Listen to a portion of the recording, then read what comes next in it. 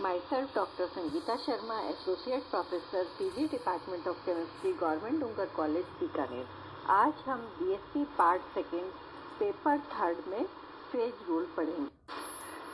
इममिसिबल liquids या अविलयशील द्रव। यदि दो परस्पर अमिश्रणीय द्रव एक दूसरे में मिलाए जाएं तो उसमें से कोई भी द्रव दूसरे द्रव के गुणों को किसी भी प्रकार से प्रभावित नहीं करता है। अतः ऐसे द्रवों के मिश्रण में प्रत्येक द्रव का अपना वाष्प दाब होता है और उस मिश्रण का वाष्प दाब उस ताप पर उन दोनों द्रवों के वाष्प दाब के योग के बराबर होता है, अर्थात P = PA0 + PB0। यहाँ पर PA0 और PB0 शुद्ध द्रव A और B के उस ताप पर वाष्प दाब है। कोई भी द्रव तब उबलता है जब उसका प्रभावी वाष्प दाब वायुमंडलीय दाब के बराबर हो जाता है। अतः मिश्रण तब उबलेगा जब PA0 + PB0 एटमॉस्फेरिक प्रेशर के बराबर हो जाए। निश्चित रूप से इस मिश्रण का क्वथनांक या बॉइलिंग पॉइंट दोनों द्रवों के क्वथनांक या बॉइलिंग पॉइंट से कम होगा। अतः परस्पर अविलयशील दो द्रवों के मिश्रण का क्वथनांक उन दोनों शुद्ध द्रवों के क्वथनांक से सदैव कम होता है। आसुत में दोनों द्रवों का अनुपात क्या होगा, यह मिश्रण में विद्यमान उन दोनों के अपेक्षित मोलर अनुपात पर निर्भर करता है। माना कि बॉइलिंग पॉइंट पर वाष्प प्रवस्था में अवयव A व B के मोलों की संख्या Na और Nb है तो Na/Nb = PA0/PB0 या WA/Ma divided by WB/Mb = PA0/PB0, क्योंकि N = W/M होता है। या हम ऐसा लिख सकते हैं WA/Ma ×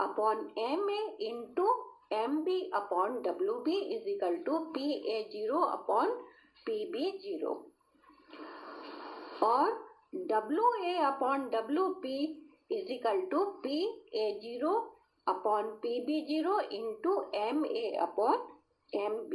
अतः आसुत में दोनों द्रवों की मात्रा उसके वाष्प दाब और अणु भार के अनुपात के बराबर होती है। स्टीम डिस्टिलेशन या भाप आसवन। दो अविलयशील द्रवों के मिश्रण का क्वथनांक उन दोनों अवयवों के क्वथनांक से कम होता है। इस तथ्य का लाभ उठाकर हम उन ऑर्गेनिक या कार्बनिक द्रवों का भाप आसवन द्वारा शोधन कर सकते हैं जो अपने क्वथनांक बिंदु पर अपघटित हो जाते हैं और जल में पूर्णतः अविलय होते हैं। इस विधि से मैं एक गोल पेंदे का फ्लास्क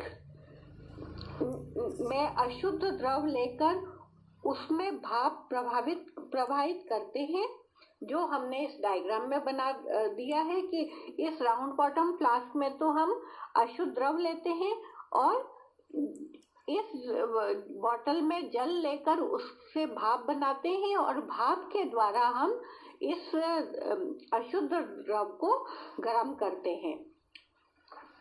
इस भाप को हम जल संघनित्र के द्वारा ठंडा करके हम उस भाप को ठंडा करके शुद्ध जल और द्रव प्राप्त कर सकते हैं। भाप के साथ द्रव वाष्पीकृत होता है और कुछ भाप वहां संघनित हो जाती है। शेष कुछ भाप व द्रव की वाष्प का मिश्रण ऊपर से निकलेगा, जिसे हम संघनित्र में से गुजारते हैं और दोनों संघनित होकर जो फ्लास्क में इकट्ठे हो जाएंगे। इस शुद्ध द्रव और जल क्योंकि ये आपस में अमिश्रणीय है, तो इसको हम सेपरेटिंग फनल के द्वारा अलग कर सकते हैं। एनिलीन को इसी विधि के द्वारा शुद्ध किया जाता है। एनिलीन का क्वथनांक या बॉइलिंग पॉइंट 180 डिग्री सेंटीग्रेड होता है, लेकिन जब इसमें भाप प्रवाहित की जाती है तो एनिलीन व जल तंत्र बनाकर उसे धीरे धीरे गर्म किया जाता है, तो उसका क्वथनांक 98.5 डिग्री पर होता है, जो जल व एनिलीन दोनों के क्वथनांक से कम होगा। 98.5 डिग्री सेंटीग्रेड पर जल व एनिलीन का वाष्प दाब 717 mm और 43 mm होता है। अतः आसुत में इन दोनों की मात्रा का अनुपात जल की मात्रा अपॉन एनिलीन की मात्रा, तो 18 × 717 अपॉन 93 × 43, तो ये जो अनुपात होगा वो 3.23 के बराबर होता है। एनिलीन के अत्यंत कम वाष्प दाब के बावजूद एनिलीन अपने उच्च अणुभार के कारण पर्याप्त मात्रा में आश्रित हो जाता है। Nurse distribution law. बार्टलॉट व जंगफ्लेश ने 1872 में ये देखा कि यदि CS2 में आयोडीन के 1 विलयन को पानी के साथ हिलाया जाए तो आयोडीन दोनों विलायकों में इस प्रकार से वितरित हो जाती है कि दोनों सतहों में आयोडीन का वितरण किसी दिए गए ताप पर सदैव एक स्थिरांक होता है, चाहे आयोडीन कितनी भी मात्रा में क्यों न हो मिलाई जाए। तो जो CS2 में आयोडीन की मात्रा या सांद्रता अपॉन H2O में आयोडीन की सांद्रता एक स्थिरांक के बराबर होती है। माना जलीय सतह में आयोडीन की सांद्रता C2 है और CS2 सतह में आयोडीन की सांद्रता C1 है, तो C1 अपॉन C2 = KD, और यहाँ पर KD को वितरण गुणांक या पार्टीशन कोफिशिएंट या डिस्ट्रीब्यूशन कोफिशिएंट कहते हैं। बार्टलेट व जंगफ्लेश के प्रयोगों के परिणाम हमने इस सारणी में दिए हैं। तो जब प्रति मिलीलीटर CS2 में आयोडीन के ग्रामों की मात्रा, प्रति मिलीलीटर जल में आयोडीन के ग्रामों की मात्रा निम्न प्रकार से है, और जब हम इसका अनुपात निकालते हैं तो वो लगभग 41-42 के बीच आता है, जो करीब करीब एक स्थिरांक है। इन प्रेक्षणों व अन्य प्रयोगों के आधार पर नर्स ने 1892 में एक वितरण नियम दिया, जिसे हम नर्स वितरण नियम या नर्स डिस्ट्रीब्यूशन लॉ के नाम से जानते हैं। इसके अनुसार जब दो अमिश्रणीय विलायक एक दूसरे के संपर्क में हो और उनके मध्य कोई विलय स्वयं को वितरित करे, तो किसी भी निश्चित तापमान पर दोनों विलायकों में विलय के वितरण का अनुपात स्थिर रहता है, बशर्ते ये दोनों विलायकों में समान आणविक स्थिति में विद्यमान हो। This law states that a solute will distribute itself between two immiscible solvents so that the ratio of its concentration in each solvent is equal to the ratio of its solubility in each one.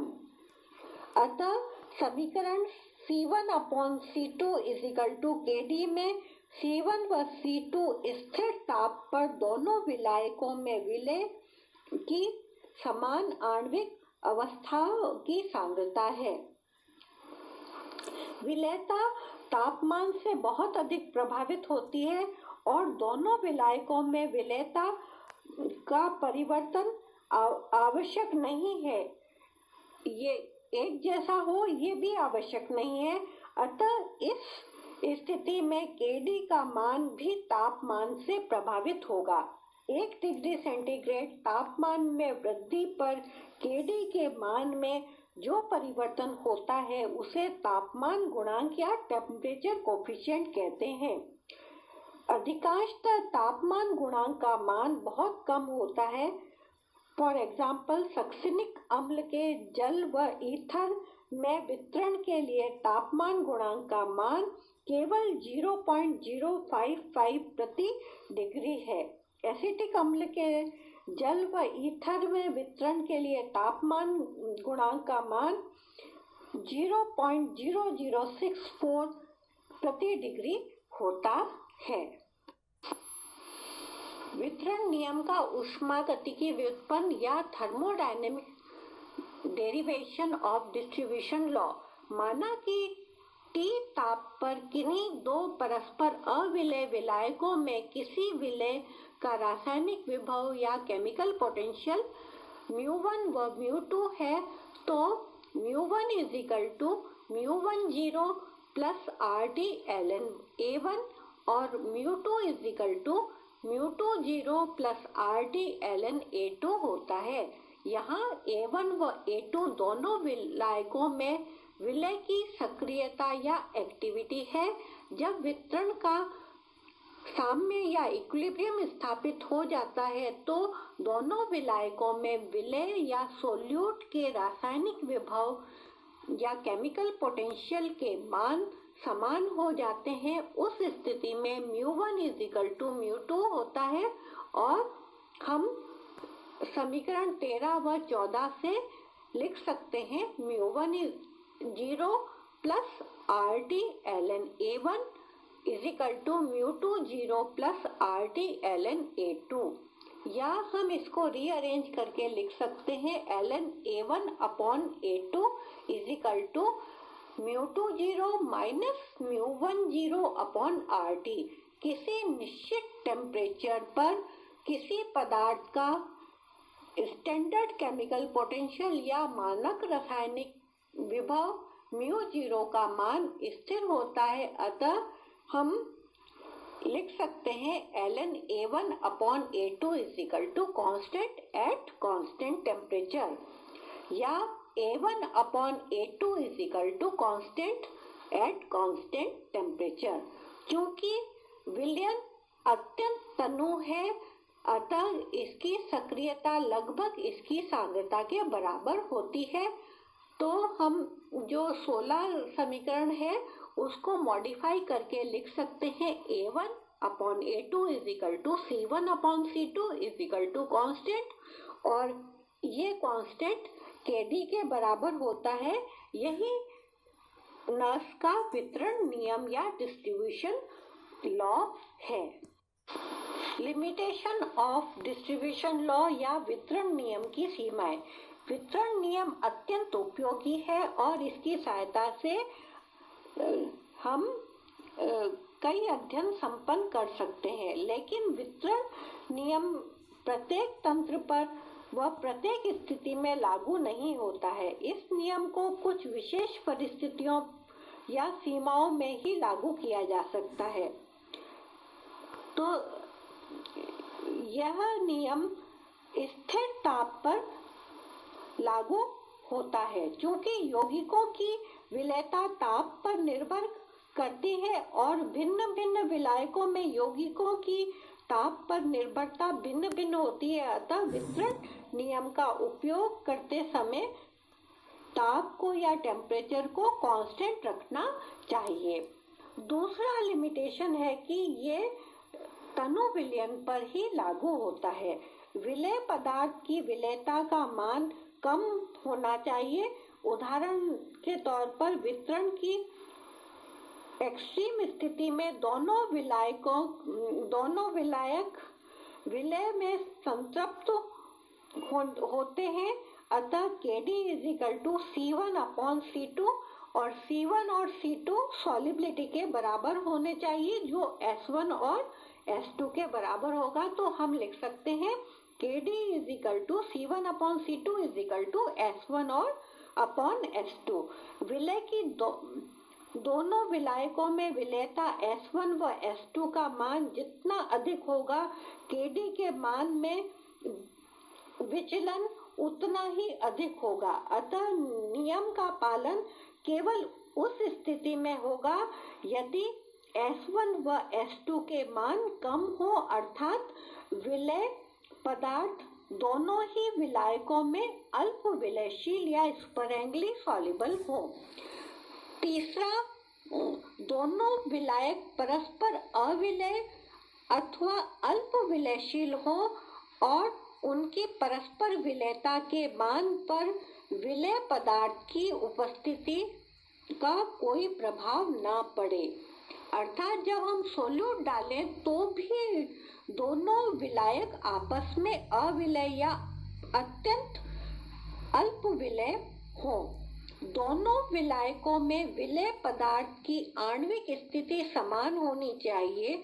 यदि किसी एक विलायक में विलेय अणु associate या संगुणित हो रहा हो अथवा वियोजित या डिसोसिएट हो रहा हो अथवा विलायक के साथ अभिक्रिया या केमिकल रिएक्शन कर रहा हो, तो तीनों ही स्थिति में हम इस पर नर्स का नियम लागू नहीं कर सकते हैं। उसके लिए हमें इस नियम में कुछ संशोधन करना पड़ेगा।